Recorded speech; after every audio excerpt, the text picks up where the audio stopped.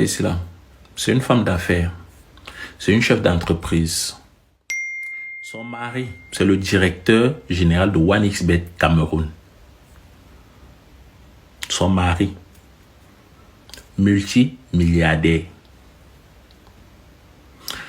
La femme que vous voyez ici, là, c'est une non-aimée. On ne la connaît pas. Elle n'a pas de palmarès à part que tout le monde sur TikTok sait qu'elle passe son temps à propager la haine et dénigrer des gens qu'elle ne connaît pas. Celle-ci, là, que vous la voyez, elle a la bouche comme si elle est en train de jouer, là. Celle-ci.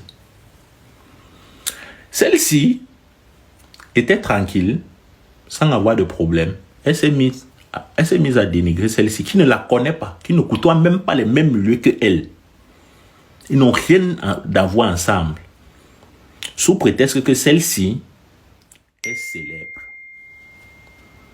Et elle dit, comme elle a l'habitude de le dire, quand vous êtes célèbre, ça fait partie de la célébrité, il faut avoir le cardio. La dame s'est décidé de ne pas se laisser faire. Elle cherche son nom à l'état civil parce qu'il y a une armée d'avocats qui attendent seulement ça.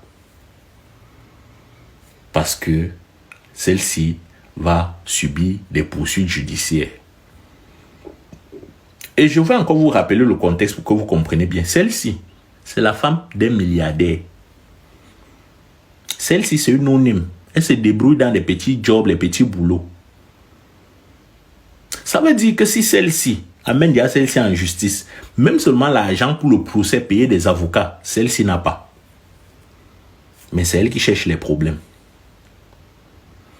Je vais appeler ici tes amis qui t'encourageaient dans tes bêtises. Zé la panthère, Aurélie, votre ami qui a les problèmes avec la femme d'un milliardaire.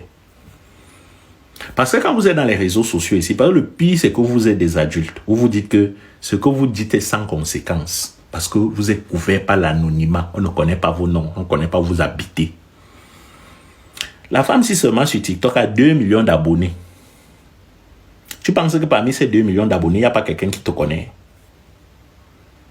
Imagine dans tous ces réseaux sociaux-là, tu penses qu'il n'y a pas quelqu'un qui te connaît à l'état civil? Tu as dénigré des enfants, les Axel Méry, les Bova, les Makoso. Moi-même qui parle comme ça, quand j'avais pris la décision de faire bannir ta page, parce que c'était trop, j'ai subi un harcèlement monstre. Parce que toutes les 5 minutes, tu faisais une vidéo pour m'insulter. Et comme il y a des sorciers, en passant, si vous cherchez un sorcier, allez parmi ses abonnés, parce qu'une personne qui est normale ne peut pas la suivre. Il n'y a que les sorciers qui sont derrière elle. Allez regarder sa liste d'abonnés. Tout le monde qui est abonné à cette femme est sorcier. Il ne peut pas dire le contraire. Parce que pour insulter des gens, dénigrer des gens que tu ne connais pas, qui ne t'ont rien fait, inciter la haine contre eux, pour accepter, il faut être sorcier. C'est son boulot parce qu'elle a compris que ça donne des vues.